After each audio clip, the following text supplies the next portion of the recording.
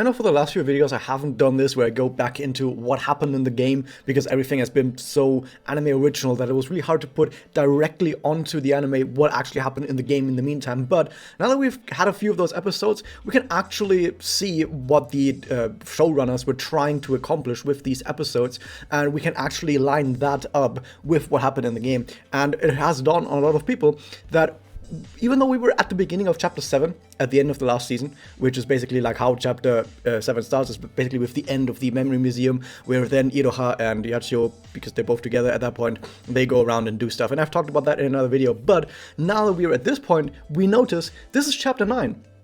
We have just jumped from the beginning of Chapter 7 all the way into Chapter 9, basically, with these episodes, but we're still having the plot points from Chapter 7 happening at the same time as the plot points from Chapter 9.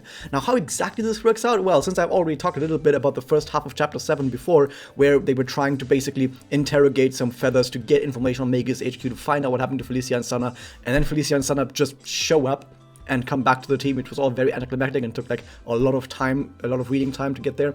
But now let's check out what actually happens in Chapter 9.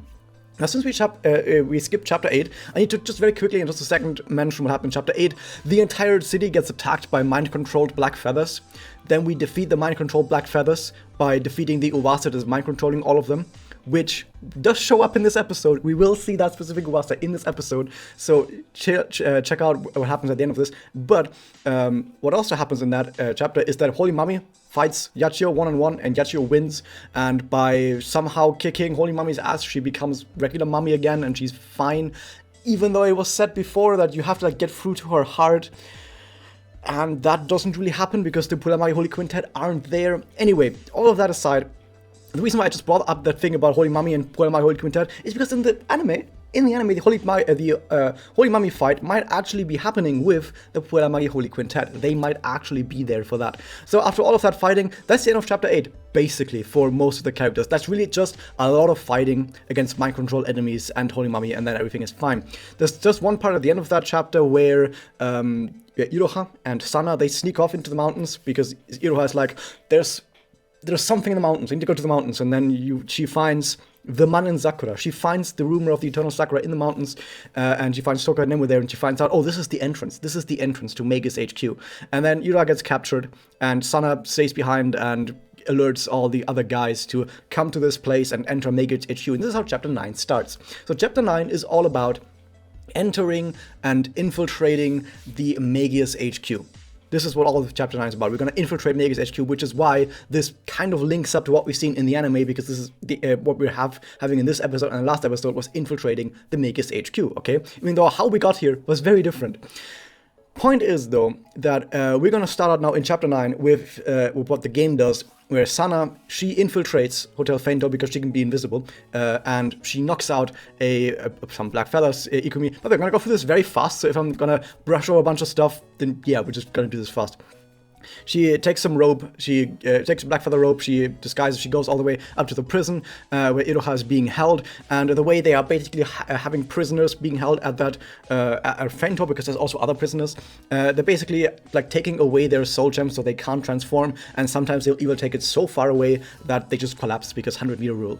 Now, and this is something that important that happens a lot and that we do need to talk about, is that we do get some questioning that happens here between some of the black feathers, between our protagonists and the black feathers, where they talk about, why are you doing this? Why are you being bad guys? And the feathers go, oh, we're bad guys because of this and that. I'll get back to that later, but it happens all throughout this entire chapter. This keeps getting brought up, this ideological banter that is actually rather important between these guys.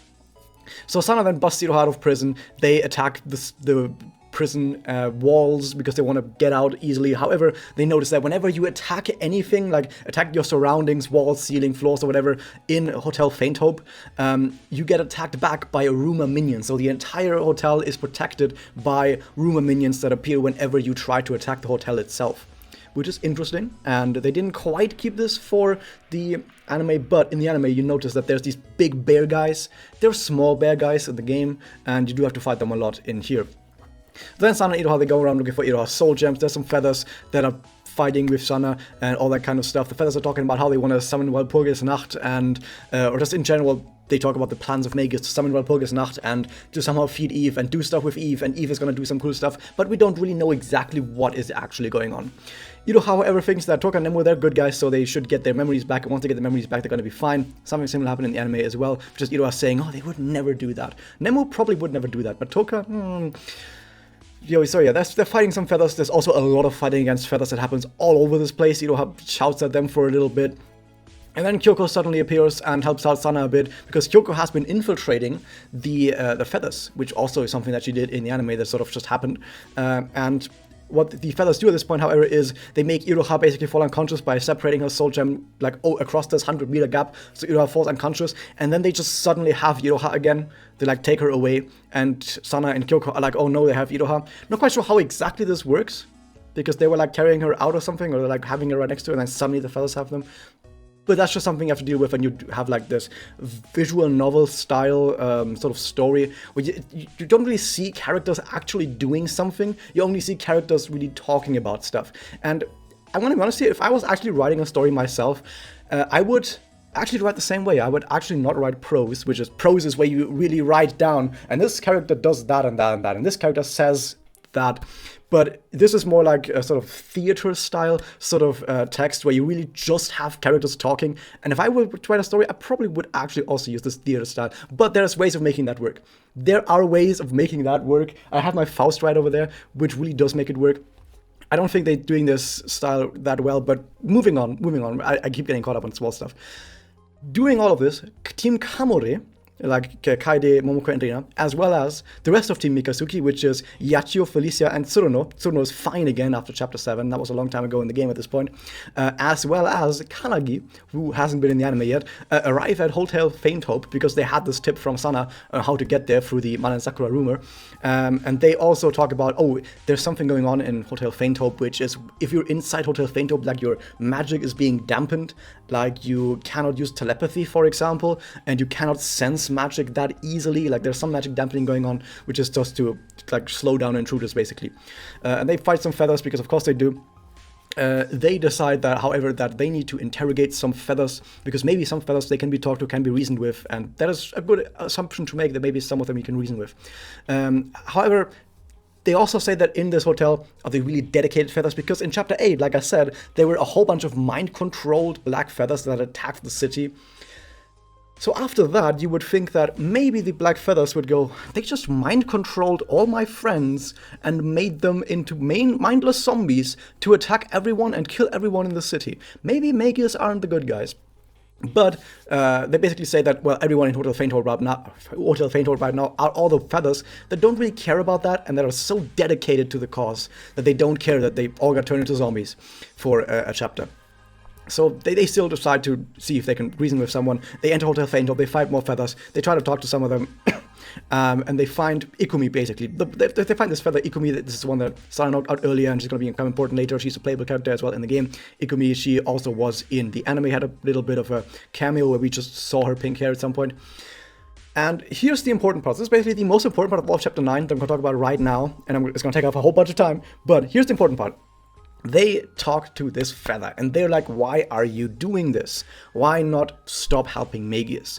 And this is kind of the most important scene, probably the entire main story, when it comes to talking about the problems of main story. So yeah, I know I keep going on about problems, and I know some people say in the comments, I don't care about the problems, just tell me what happens. But this is the part where I really do need to talk about what happens here, because if you want to compare the anime to how the game handles all of this, this is probably the biggest difference that we're going to have to see in the next few episodes as well. So the feather says the following. The feather just basically says that, yeah, I know we're kind of being used. I know we're just blindly following orders from the Magus, but it's for a really good cause. I know we're doing some bad stuff, but we're saving all the magical girls. And this is kind of the idea behind the Magus ideology. We're saving every magical girl forever. We're basically saving an infinite amount of people, because if their plan works, all magical girls for the rest of eternity will not have to witch out. For the rest of eternity, magical girls will just double and be fine across the entire world. So they're saving an infinite amount of magical girls, or just how many magical girls there will be before the universe ends, which hopefully will be never, or until our planet Earth ends. Maybe we have material girls on Mars. Anyway, they're basically saving an infinite amount of material girls, therefore killing a bunch of people is fine, therefore doing some stuff like capturing people, kidnapping people, brainwashing people, all of that stuff is fine because we're saving an infinite amount of people, therefore everything is excusable. The end is so large that it justifies all those means. That's basically the whole idea behind the Magus ideology and why these feathers still listen to the Magus. Which in itself is a question that you need to ask yourself, if that is really true, then should we even stop Magus? So the first question is that even true? Are they really going to save everyone? Is that really going to work? Is their plan going to work out? And as from everything that we've seen so far, yeah, probably would. It probably would work what the Magus are doing. We know how Eve works, like as players, we know how Eve works, but also in universe, all the people know that, hey, once I moved to Kamihama, I didn't witch out, I doppeled instead. I would have been dead otherwise, but I doppeled instead. Isn't that great? Like, there's also some feathers who talk about some of my family members, like, I have a sister and she witched out, and I was really sad and I wanted to save her, and then doppels happened, and now the doppels happen, I know I'm safe, but I don't want what happened to my sister happening to anyone else. Therefore, I'm going to get this thing global. I'm going to save everyone. That's basically what the feathers think. Now, you might think to yourself, okay, how would I go about disproving that then, if we know that yeah, it kind of probably will work. We don't know for certain, but it probably will work what the Magus are trying to do. Now, if I'm like Iroha or Yachi or any good person in this situation, how do I go about disproving this ideology? Or just how do I go about attacking this ideology? That maybe even if this end is so infinitely large, it still doesn't justify this means. Well, what I would do is I would say, okay, but aren't there ways of going about this that don't hurt as many people? Maybe, like, as it happens in the anime, I know I can mention the anime in this video because I'm going to do that later anyway. Maybe we can just capture people, not kill them, but just put them in a sleep and harvest their energy, their emotional energy, to feed Eve until she's big enough to like help everyone, right? We don't need to kill people to do that. If there are feathers that descend, maybe we don't need to mind control them and march them into their death and even sacrifice them to Eve, which is also what happens in the game, that feathers that don't comply are basically took us like we're gonna sacrifice them to Eve. It doesn't actually happen, but it is being hinted at that she wants to do that, because she also wants to sacrifice Iroha and Mifuyu and everyone else to Eve as well. So you don't need to do that. As a good person, you would maybe just say your ideology is flawed because you could reach this end with means that don't kill people. There are better means of reaching the same end. This is how I would go about this, okay? However, in the game, that's not what happens.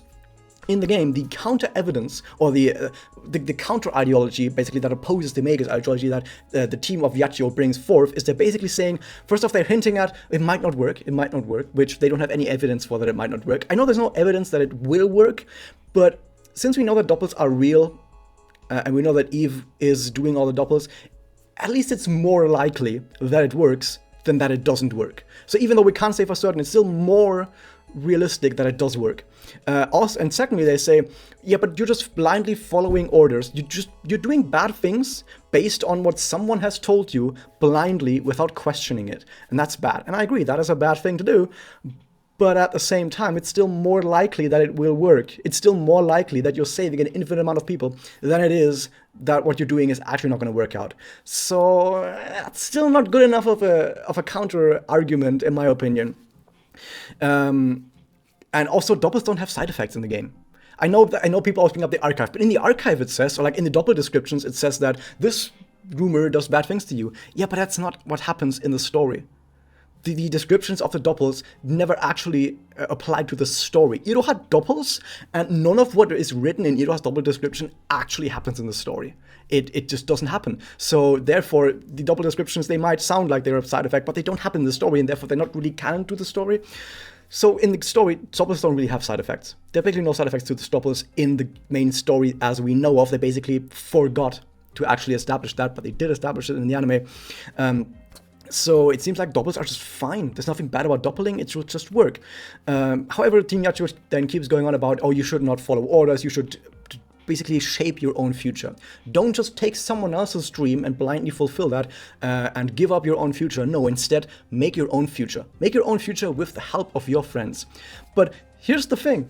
Isn't that what they were doing? They were like, I want my future to be that no one has to die anymore. I want my future to be that everyone is safe forever. And I'm going to do it with my friends, which are the other feathers. They're my friends now. So isn't that kind of what they're doing already? Aren't they already fighting for their own future with their friends?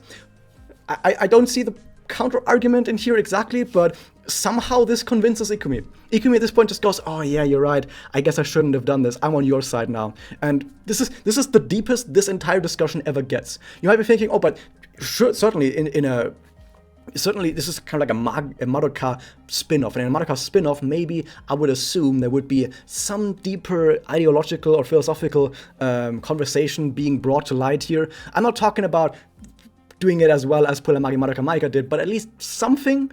But instead we get nothing. They're just saying like, no, it might not work and you should do what you want, and Ikumi is like, yeah, maybe you're right, I'm on your side now. This is... Now here's why this is important for the anime as well. In the anime, what Magus has done is not nearly as bad as what they have done in the game at this point. In the game, Magus have brainwashed people against their will and forced them to fight their own friends and even try to kill their own friends. That's pretty fucking bad. That already is worse than anything they do in the anime at this point. They also basically strip any bit of personality from anyone.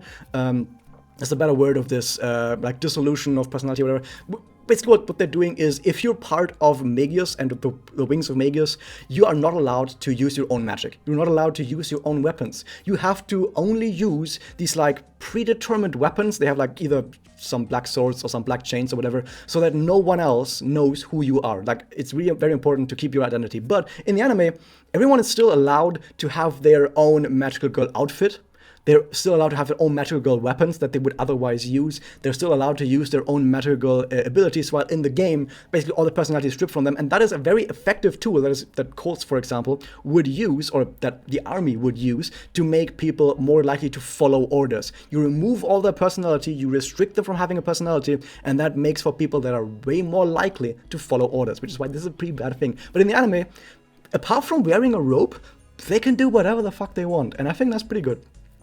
Also in the anime, it doesn't happen that they are ready to kill people. In the game, they're always talking about, oh my god, I guess we're gonna have to kill you if you don't do that. They don't outright say it, but they say stuff like, man, Iro has been such a thorn in our sides, we're going to feed her to Eve. A point later in chapter 9, they try to destroy soul gems. They'll try to actively kill people. This is also, it's not something that happens in the anime though, they're really ready to kill people. So, and also, one last thing, in the anime is they're basically only just showing that rumors, and specifically the sickbed rumor, is just used to put people to sleep, and while they're sleeping we're going to gather all the emotional energy from them, and we use that emotional energy to make Eve grow. And the important difference is they're not physically harming them that much, and not really killing them or anything. While in the game, we see later with the whole Walpurgisnacht Eve thing that they really are ready to kill the entire fucking city if they have to. So in the anime, the Magus looks a lot nicer than they do in the game. Like in the anime, the only thing they really do is they capture some people and hold them against their will for a little bit. But apart from that, they don't actually do that much that is that bad. While in the game, they're like killing people, brainwashing them, suppressing personalities. It's like, oh my god, that's way worse. So now that they are looking better in the anime, how in the anime are they gonna actually have ideological talk like this? Because I think it's still gonna happen. We have had it here in the game now, that parties have talked about their ideologies or their philosophies. But I think in the game, with Magus actually looking a lot better, I wonder how that will go. And I assume it's gonna happen in the next few episodes at some point. Now moving back to chapter 9, I know we talked a lot about this, but let's get the rest of chapter 9, at least the first half of it, done very quickly. So Mifuyu apparently has gone missing, apparently got captured because she dissented, and she's a deserter, so she got captured and locked up, as well as the Amane sisters. The team then, Team Yachiyo, they run around, they kill more feathers, okay, they just defeat some feathers, they try to bust through the hotel, but get attacked by rumors. They split up into two groups, one group that's gonna look after Sana and Iroha, and one group that just tries to find Mifuyu, which is the bigger group that has Yachiyo in it. That team then goes up and finds Mifuyu after some more fighting, because of course there's more fighting. They find that they have no soul gems, but Kanagi reads the mind, because you can do that, of one of the feathers that are there, and it's like, oh no, all the people are like right below us, and the fastest way to get there is we just jump out the window. They jump out the window, they kill some more uasas, some rumors at the point. Meanwhile, Team Kamori, these are the guys that went downwards to find Sana and Iroha. They talk to the White Feather, they talk to Ikumi again, and they have another like talking battle with Ikumi, and Ikumi tells him like, okay, I'm really on your side now because I wasn't on your side before, and they should break through the floor as well. So they break through the floor, they destroy some more rumors, they end up right in front of Ryo, who is also in the anime, by the way, and Ryo has all the soul gems of all the characters like Iroha, Mifuyu, the Nis, or whatever.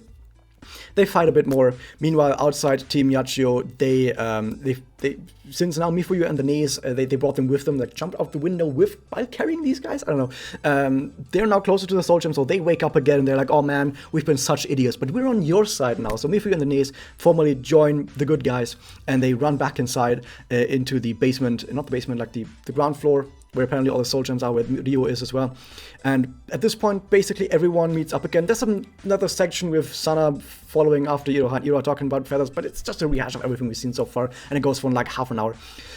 So everyone meets up again in the same room together with Ryo, who has all the soul gems. They fight a bit more. They manage to get the soul gems back, but not before Ryo tries to smash all the soul gems and basically kill Iroha and the Mifuyu and the Nis, which is, you know, that's something that good people do. But it's okay, because Ryo, in Arc 2, Ryo doesn't make it through Arc 2, okay?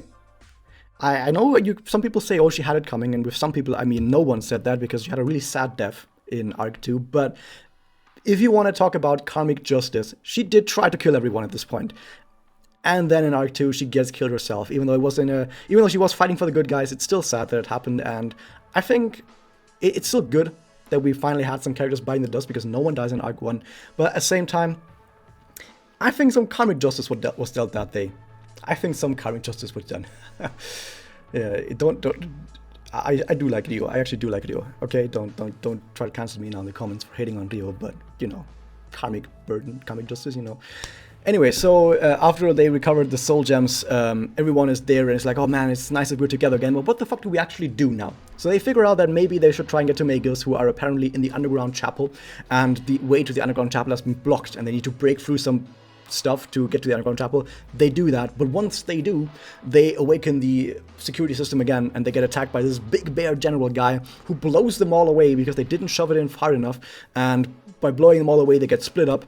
And this is where the first half of the chapter 9 ends. And I think I know things happen very differently in the anime, than they happen in the game. But you can kind of see the parallels here between anime and the game, where in anime they're like infiltrating Hotel Faint Hope, and we see some what the Black Feathers are doing. I think the biggest difference, I will say, before I go specifically more into the anime side, is that in the game, we just have this very, very shallow surface level talk with the Black Feathers, but apart from that, Black Feathers are mostly just, or just the feathers in general, they're mostly just soldiers. They're basically just enemy soldiers, but we don't really see much more of them. While in the anime, we actually get to see them as people who, for example, do stuff in the kitchen. And this brings me now over, we start talking about the episode, the anime episode itself. It starts out with this really stylized sequence of actually, I'm going to talk about the very first few frames. The very first, like 3 or 4 frames to play with this, are from a fictional show in the universe of Magia Record, which is called Koneko no Gorogoro, or the English translation, Mr. Persolot. And this is just like a puppet show that Sana really likes. And it's like on TV. I think in German we have something similar. It's called the Augsburger Puppenkiste. The Augsburger Puppenkiste, very similar to Mr. Persolot, I guess. And Sana is really into that show, and this is what we see in the very beginning of that as well. After that, we see basically, it looks like YouTube, but it's replaying memories of Sana, which is interesting. And more interesting, though, is the fact that the music that plays in the background is this like piano cover of a music called Repeat Days. And Repeat Days is the music that plays in the game while you have to fight against Aichan. So basically the theme of Sana being sad is this music right here. So very fitting that they've picked exactly this music. I can't play it right now because copyright. Then we see the Black Feather Kitchen, where they have Magia's brand apples and they have Magia's brand butter, which I think is funny. They also then show Felicia and Sana, they're talking about going back, and the important part is they're not mind controlled, because we know at the beginning of chapter 7 in the game, they're mind controlled against their will and have to be broken up by Mifuyu later. Tsuruno is also mind controlled, but we're going to take it to Tsuruno later. But yeah, Felicia and Sana, they're not mind controlled, they're here out of their own free will basically, but they do have doubts about being here. We then get Toka, on the loudspeaker making a speech about Operation Awaken Embryo Eve. And we basically hear similar information than we do in the game, but in a different format, basically. We get it all here straight from Toka herself talking about this. Toka says she wants to spread the doppel system to the entire world, and they should evacuate their friends to Hotel Fainto for protection and to just further their goals. And what also happens during this is we get an appearance of, once again, from Shigure, who was the feather that Yachio choked out in one of the early episodes for like interrogation. I said that Shigure was a giant loser, who is an absolute loser at everything she does. Very much the black feather incarnate. But next to her, we have an even bigger loser, and an even bigger forehead. We have Hagumu, who has also been described as basically me, because I also have a giant forehead. But I'm not a loser, right? So Hagumu is there, and Shigure and Hagumu, they're basically best friends, and they later, in Arc 2, they form the Neo Magus, but that's a different story. Point is, though, they're best friends, they get shipped together, and they both feel they're both giant fucking losers. They're like, basically, the idea is that they're both such big losers, they go like, hey, I'm a big loser, are you a big loser? Yes, I'm also a big loser. Are you a big loser? Oh my god, we're both big losers, yay! And that's how friendship happens. Amazing. Shout out to Enemy, by the way. Also, we get then, afterwards, we see Rumored Tsuruno. Yes, Rumored Tsuruno is approaching Mifuyu and is talking about salvation. Now, in the game, what happens is, in the game, Tsuruno is mind-controlled and then has the rumor forced onto her to basically help the Magus as a rumor. However, in the anime, I don't think she ever was mind-controlled. And because of that, I feel like she took on this task of having the rumor put onto her out of her own free will. Which is going to make the later parts of Chapter 7 a lot more interesting, because the later parts of Chapter 7 is like, oh, we need to save Rumored Tsuruno, but they kind of say like, oh, I guess the mind control on Rumored Tsuruno was undone, but she's already rumor now. Now the rumor is controlling Tsuruno, so we need to destroy the rumor to get back Tsuruno. And the idea was supposed to be that Tsuruno has some mental problems, has some depression maybe, as a lot of people say. I don't agree to that, but are saying that. But that kind of gets cut short a little bit, because you can also say, yeah, is that really Tsuruno herself, or is that just the rumor controlling her? Well, I guess in the anime they're going more so the role of Tsuruno really has some issues, has some problems on the mental side that led her down this path, and being a rumor is just an expression of those mental problems that we're going to have to work through at the later parts of hopefully the next few episodes, I guess. So I do hope the anime does take this approach and doesn't just say, actually Tsuruno is fine, but she's being mind controlled by the rumor, because mind control is dumb, and so far the anime has removed every single instance of mind control, because Holy Mami also was mind controlled, while in the anime isn't really mind controlled. It's also something that Mami herself is snapping, is having problems, is mentally not in the best place, and just takes the rumor onto herself on purpose, by her own free will. While in the anime, both Holy Mami and Rumored Tsuruno, they took on the rumor out of their own free will. That's very different. So now, after that, we get a scene of Momoko, Rena, and Mitama. They're sleeping in the adjuster room. Mitama has to sleep on the couch, because usually Momoko and Mitama, they would probably sleep in the same bed, but after what happened last episode, Momoko was probably like, Mitama, you sleep on the couch today. And Mitama was like, oh man. But, you know, that's just what happens between married couples. Then, however, Iroha and Kuroya, they leave, and they get together, and they decide to hang out together. Then we see the Uwasa of the Infinite Sickbed, which is a rumor that is specifically created for the anime. That was not an Uwasa that was in the game, but it makes sense, right? They're gathering emotional energy from people, which they actually show with these like caps, like have these like balls of energy, whatever. We also see Rio right here, which also, she was in the game, but she also is right here. I like Rio. I do like her. I did like her. Past tense. And the important part is it's still a rather non-lethal approach to gathering energy, while in the anime they were still like, well, I guess you might have to kill people, ha ha ha ha. Even though I was thinking to mention this right away, in the anime, after Arc 1 is done, they say that actually Magus never killed anyone, even though they were talking about killing dissenters, even though they wanted to kill all the captured people, like Iroha and Mifuyu, maybe other dissenters as well, even though they set like hundreds of mind-controlled, brainwashed feathers onto the city to kill every single magical girl they can find, and other people that were like trying to protect them, even though they destroyed half the city with Eve and Walpurgisnacht. Like, we see that half the city was fucking leveled to the ground and was on fire, but they go, actually everyone was like evacuated beforehand, because evacuations definitely always evacuate every single person and people don't just stay behind against orders. They definitely fucking kill people in the game. Let's not beat around the bush. But here, at least in the anime, they're still having like this non-lethal approach, okay? Stealth is optional, but they're still at least sticking to the non-lethal approach and not just going in guns blazing. We then see Felicia and Sana, they walk around the halls, they eat the apple pie that they made the few scenes earlier. They, as they were making apple pie.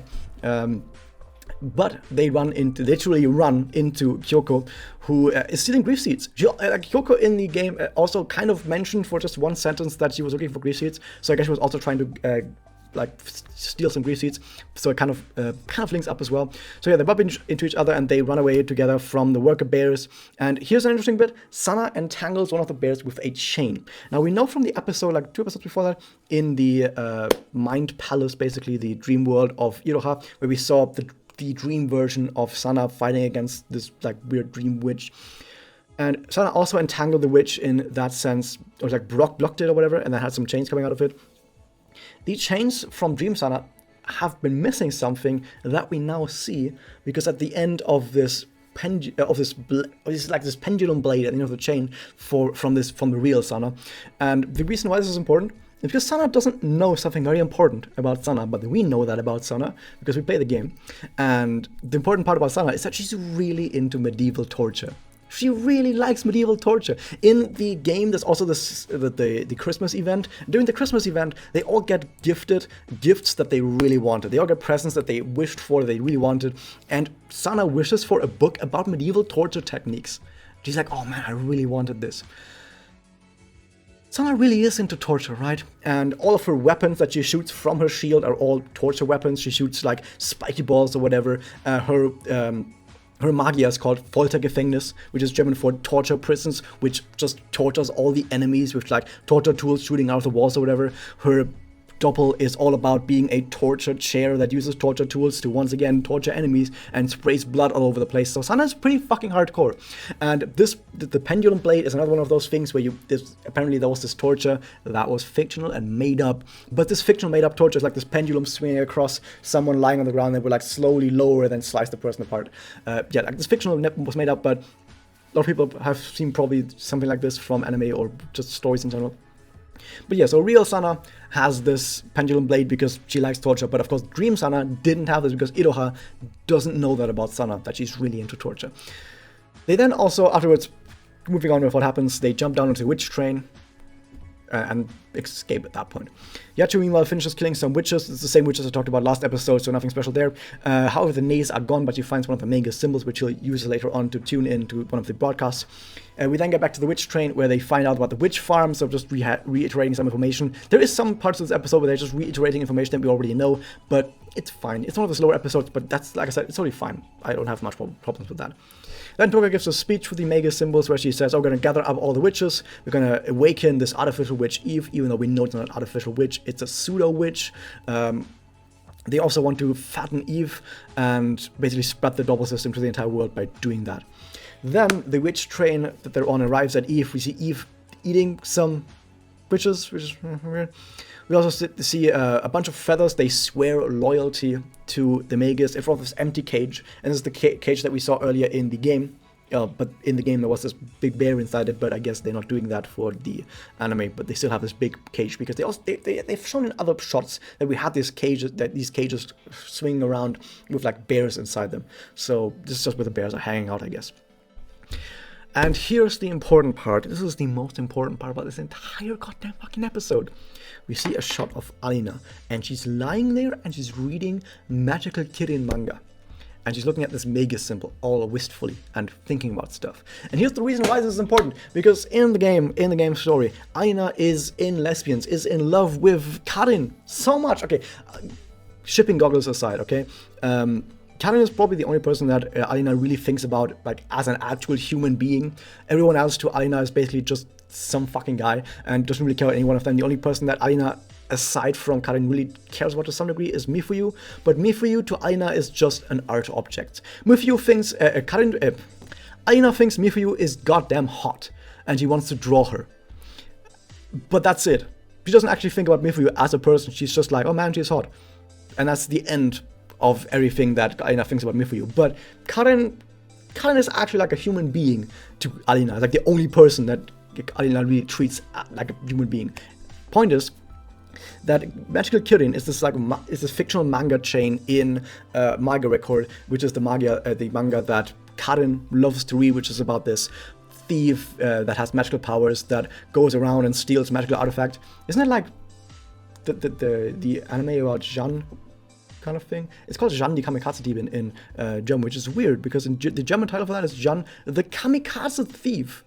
She doesn't commit kamikaze every time she does anything. Anyway, point is, it's this fictional comic that Karen really likes, and in the backstory of Alina, at some point Alina tries to kill herself. She throws herself off a building and wants to film her rotting corpse, basically. Because the whole idea about Alina is that everyone around her always tells Alina what her art means. Alina, your art means this. Alina, your art means that. And no one really cares about Alina as a person, and just tries to make judgments about Alina based on her art. That's what her entire backstory is about. But Alina goes like, you guys don't know shit about me. I just do the art that I think is beautiful. I just do art that I like. And you guys are just fucking posers. That's basically the entire idea about Alina. However, Karen actually cares about. It's like the only person that cares about Alina. So not only is like Karen the one person that Alina cares about, it's also the other way around. That Alina is the only person that is like treats Alina like an actual human being. So the important part, once again, all the important parts here, to bring it all back to one point. After Alina tried to kill herself, Karen comes into the hospital and brings with her a whole bunch of manga, a whole bunch of Kirin manga, and it's like, Alina, you need to learn how to be a better person. And whenever I'm having trouble with my life, you're there to help me, but also I read manga. I read Kirin whenever I feel down, whenever things are going too well. So I'm giving you my Kirin mangas to read, and maybe it's going to help you out. And Alina's the kind of person who doesn't give a shit about anything, but she still reads the Kirin mangas, okay? Because like I said, she actually cares about Karen, and so she does read the Kirin mangas. And because of that, we now see her in this scene long after the hospital, long after she's already gotten out. Like this happened like a year ago, maybe, like a really long time already, kind of like half a year maybe at this point. But she's still reading the manga, and me knowing all of that backstory, seeing her still reading the manga that otherwise before her suicide attempt she said, I don't care about these manga, fuck these manga, you're an idiot, Karen. And now she reads them, and then she's also in the last episode as well as in this episode, she's kind of disinterested. She's just kind of bored, like she doesn't really care about anything anymore, and she's just lying there like looking at the Magus symbol dangling in front of her. And I think, having the game story knowledge, what this might set up is that I think Alina doesn't actually care that much about the Magus goals at all, which isn't that big of a bombshell, because in the game also Alina doesn't really care that much about the Magus goals. Alina is just there for the fun, basically. She's just there because fuck it, why not? And I think this is something that's being more brought up now in the anime, even though it was just like 2 or 3 shots so far. But I'm pretty certain that in the anime what might happen is that Alina really does go, actually I don't care about the goals the Magus has, I'm just here for the fun. I'm just here because I like witches. I'm here because I like doppels. I like the art behind doppels. I like the art behind witches. I think Eve is a pretty good piece of art. That's and more importantly, she thinks that Walpurgisnacht is a really cool piece of art. But apart from that, she doesn't actually care about salvation. She doesn't care about saving magical girls. She doesn't care about any of what the Magus have to say. She just wants the art. And after reading Kirin, it's possible that she now thinks of Karen a bit more, and it's like, man, I had Karen in my art room before, and now I'm here stuck with the fucking Magus, even though I don't give a shit about them. And I think something's gonna happen. Something's gonna happen with Alina later. And this is why this shot was so goddamn important, and I need to talk about this in serious mode. Okay, let's get through the rest of the episode. Moving back though, we then see Mifuyu being sad, and she's like looking at this picture that has the beta version of Mikasuki, Team Mikasuki in it, with Mel being dead, and everyone now except for Yachiyo being in Magus, and Tsuruno is not looking too great, and Mifuyu is like, what the fuck have I done? Mel has died, and now Tsuruno might die soon too, and it's all because of me. And what do you do? What do you do when you get really fucking sad about something that you've done? I don't know. I might need to think about this. You fucking drink, dude! You take some fucking rum. I think she had brandy in the anime. It looks like a brandy. She had okay, I'm gonna call it a whiskey glass or a tumbler glass. It's not an actual whiskey glass. Like, actual whiskey glasses are like very thin and whatever. Point is, she has a tumbler glass that she has probably some brandy in there that she drinks afterwards, because She's fucking sad. And the rest of the team, like Kyoko, Felicia, and Sana, they're there, and they're looking at her. And Mifuyu is drinking, says that Iroha was found. And I know some people will say, maybe it wasn't actually alcohol. It definitely was. She's slurring her words. She goes like,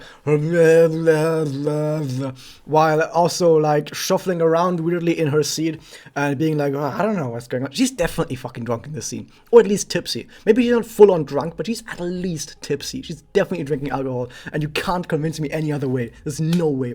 Everyone on Twitter has already embraced this. There's so many goddamn memes on Twitter about Mifuyu drinking. It's absolutely insane. Like, people thought that Mifuyu was just this tragic character who does what she thinks is right but ends up with the bad people, and it's very sad. But now people just think, oh man, she's like the fucking wine aunt, like the aunt who has like this terrible life, like way too many children, doesn't know what the fuck to do, and just goes, you know what, I'm gonna drink all the wine. I'm just gonna drink 10 liters of wine every single day. That's basically what Mifuyu is right now, and I stand that. Shout outs to that, Mifuyu. I'm gonna drink on you. Yeah, what else happens? Anything else that was important in this episode? I feel like that was the most important part of this episode, Mifuyu drinking. Oh yeah, Nemu relocates Faint Hope to fuse with Chelation Land. Now, I talked before how plot points from Chapter 7 and plot points from Chapter 9 are happening at the same time. Now they are literally happening at the same time, combined, because they combine the Hotel Faint Hope from Chapter 9 with Chelation Land from Chapter 7. They fucking smash them together. Sure. Why not? Okay, here's the interesting bit. So now that we've seen that they're combining Chapter 7 and Chapter 9, maybe they're going to combine Chapter 8 and 10. Or just give Chapter 8 entirely. The reason why I'm going to start talking about Chapter 8 is because of what happens after this.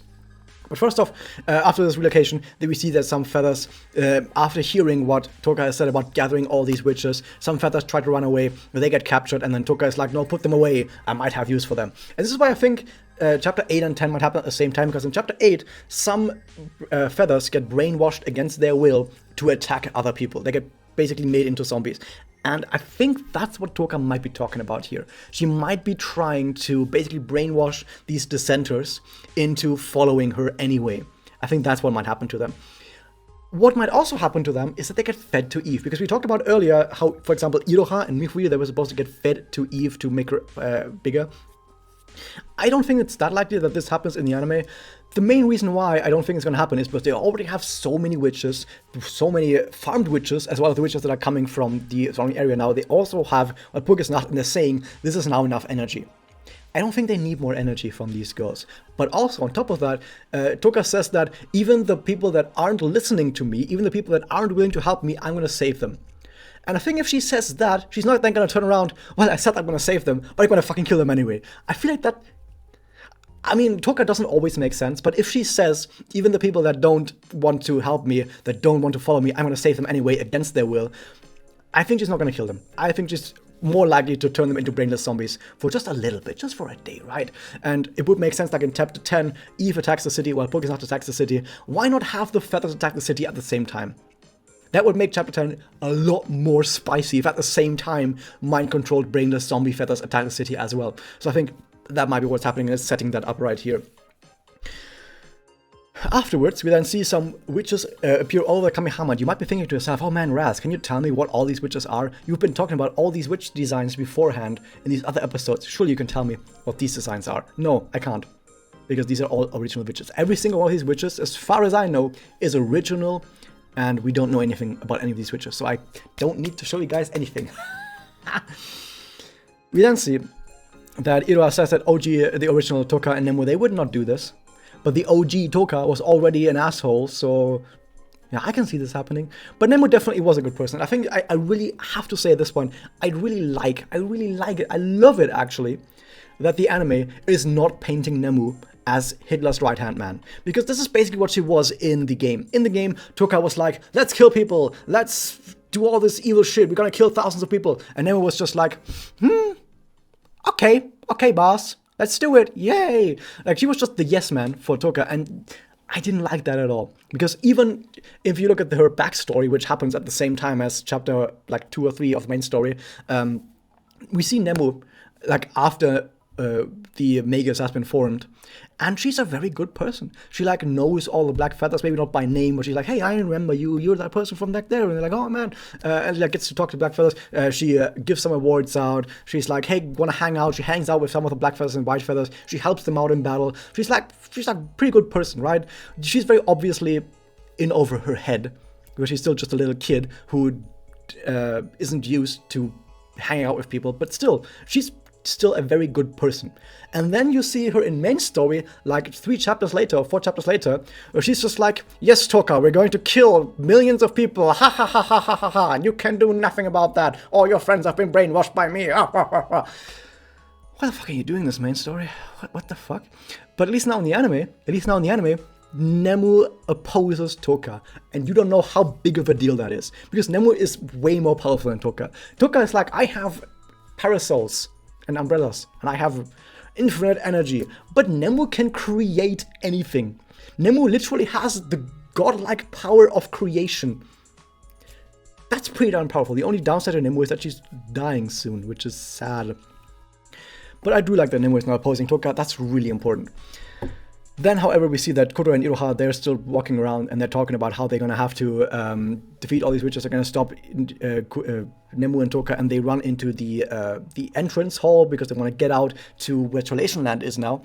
And they get stopped by some of these rumor spreaders. The rumor spreaders are talking to them. An alarm gets raised. By the way, the Mega symbol turning black and being sort of unregistered is anime original. Something like that has never happened in the game. Even after Ikomi betrays everyone, like something like that is never really part of anything. So alarm gets raised. They get fired by Ryo. Yay, shout out to Ryo. Shout out to Ryo. She was a great character. Then Kuruya transforms. She helps out. She sends Iroha around, and then she doppels. And it's a very crow-like doppel. There have been some people bringing up, saying like, okay, she looks like a nighthawk. Maybe she looks like a, what's the fucking word? Like a poot-poot? I don't know the names of birds, but people have been bringing up different types of birds that she could be like.